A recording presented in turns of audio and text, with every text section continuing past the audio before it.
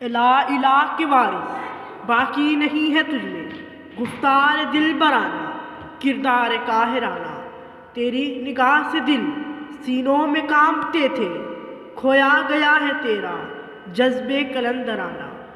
جناب صدر، محفل اساتذہ کرام، پیارے ساتھیوں، آج مجھے اس معزز ایوان میں پیش کردہ قرارداد جنگ جذبوں سے لڑی جاتی ہے، ہتھیاروں سے نہیں، کی حمایت کرنی ہے۔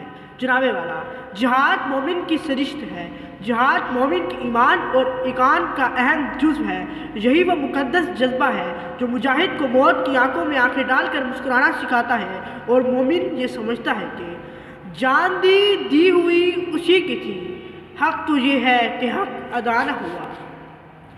سامعین زی وقار، یہی مقدس جذبہ روز ازل سے کفر کی چیرہ دستیوں اور باطل کی جلوہ سامانیوں سے ٹکراتا آیا ہے اور اب تک ٹکراتا رہے گا۔ تائید ایزدی جب ان جذبوں کے ہمنوا ہو جاتی ہے تو اس کی کرشمہ سازیاں نار کو گلزار بنا دیتی ہیں، لیکن اگر حسین روایتوں کے امیر یزیدی طرز عمل کا شکار ہو جائیں تو وہ اگر پہاڑ بھی ہو تو سمٹ کر رائی بن جاتے ہیں۔ خاکی و نوری نہار بندہ مولائے صفات، ہر دو جہاں سے غنی اس کا دل بے نیاز۔ جناب والا، کیا میرے ان ساتھیوں کو تاریخ کے اوراق سے خالد بن ولید کی جذبہ جہاد سے سرشار پکار سنائی نہیں دیتی؟ کیا انہیں سندھ کے تپتے صحراؤں میں محمد بن قاسم کی للکار سنائی نہیں دیتی؟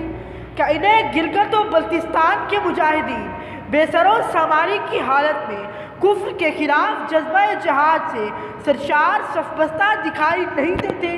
کہ میرے ان ساتھیوں نے چونڈا کے میدان کارساز میں بھارتی سورماؤں کے ٹینکوں کے پرچے اڑانے کی داستانیں نہیں پڑھی؟ کہ انہیں طارق بن زیاد ساحل اندلس پر اس اعلان کے ساتھ کشتیاں جلاتا دکھائی نہیں دیتا؟ جناب والا، وثوق کے ساتھ کہا جا سکتا ہے کہ انہیں اپنے رب کے دیے وعدے پر کامل یقین تھا۔ وہ زمانے میں معزز تھے مسلمان ہو کر، اور تم خوار ہوئے تارک قرآن ہو کر۔ سامعین زی وقار، آئیے میں چند لمحوں کے لیے آپ کو قادسیہ کے اس تاریخی میدان کارزار میں لے چلتا ہوں جہاں اجمی شہنشاہ 1,00,000 سے زائد افواج جدید اسلحہ سے لیس، گویا فولاد میں غرق، کوہ پیکر ہاتھیوں اور اس پر سواروں کے حد نگاہ تک پھیلے دستوں کے ساتھ اس حکم کے منتظر ہے کہ صفائے ہستی سے آج مسلمانوں کو ہمیشہ ہمیشہ کے لیے مٹا دو۔ دوسری جانب مجاہدین اسلام تعداد میں کم مگر سکون و اطمینان کی دولت سے مالا مال، عزم و ہمت کے پیکر، جذبہ جہاد سے سرشار، مشیت خداوندی کے سایہ تلے زم آلود تلواروں، بوسیدہ ڈھالوں، کند نیزوں اور شکستہ تیروں کے ساتھ جب نعرہ تکبیر بلند کرتے ہیں تو ہوائیں تھم جاتی ہیں، فضائیں ساکت ہو جاتی ہیں۔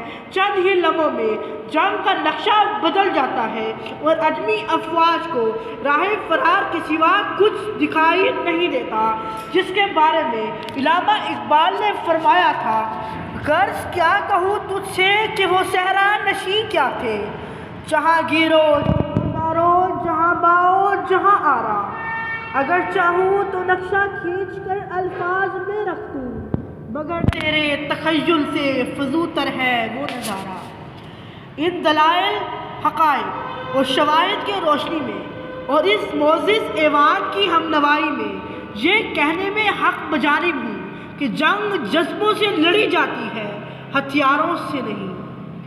آگ ہے اولاد ابراہیم ہے نمرود ہے، کیا کسی کو پھر کسی کا امتحان مقصود ہے؟